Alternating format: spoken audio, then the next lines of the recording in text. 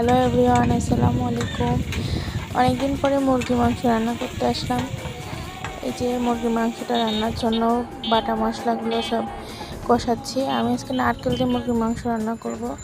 আমরা যশোরে কিন্তু নারকেল খুব পছন্দ করি মুরগির মাংসের সাথে দিতে।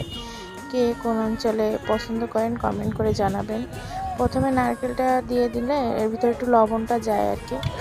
তো লবণ মুরগির মাংসের মধ্যে নারকেলটা দিলে আসলে অনেক খেতে ভালো লাগে, এই জন্য নারকেলটা আগে দিয়ে দিলে এর ভিতরে একটু লবণটা ভালো মতো যায়। এটা আগে ভালো করে কষিয়ে নিয়ে এর ভিতরে আমি মাংসগুলো দিয়ে দিয়েছি। মাংসের ভিতরে আমি খুব রসুন লাভার, রসুন খুব পছন্দ করি। রসুন আসলে বাতের জন্য অনেক ভালো কাজ করে। মাংসটা আমি ভালো করে যতক্ষণ তেল উঠবে না ততক্ষণ পর্যন্ত আমি সেদ্ধ করে নিব। মুরগির মাংস যেহেতু বেশি সেদ্ধ করা লাগে না, বেশি না ঢাকায় ভালো, ঢাকলে আবার সেদ্ধটা বেশি হয়ে যায়, তখন ভেঙে পড়বে নরম হয়ে। এরপরে আমি আলু দিয়ে দিলাম। আলুটা একটু তাড়াতাড়ি দেওয়ার চেষ্টা করি, না হলে আলু সেদ্ধ হবে না, মাংসটা হয়ে যাবে, এরকম হবে আর কি।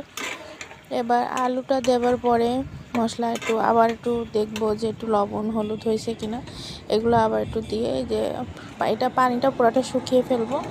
পানিটা শুকিয়ে না ফেললে অনেক সময় স্মেলটা ভালো আসে না। এই জন্য এটা মুরগির মাংস রান্নার সহজ কৌশল হচ্ছে এটা, তা বেশি করে কষাইতে হবে। এটা যত আপনি কষাইতে পারবেন এর মজাটা তত ভালো হবে।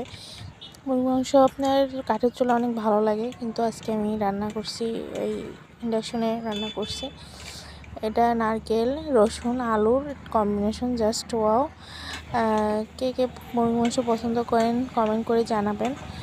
এই যে আমার মাংসটা প্রায় একটু তলায় লেগে লেগে যাচ্ছে, জাস্ট যেহেতু তেল উঠতেছে, তেল ওঠা পর্যন্ত ওয়েট করতে হবে।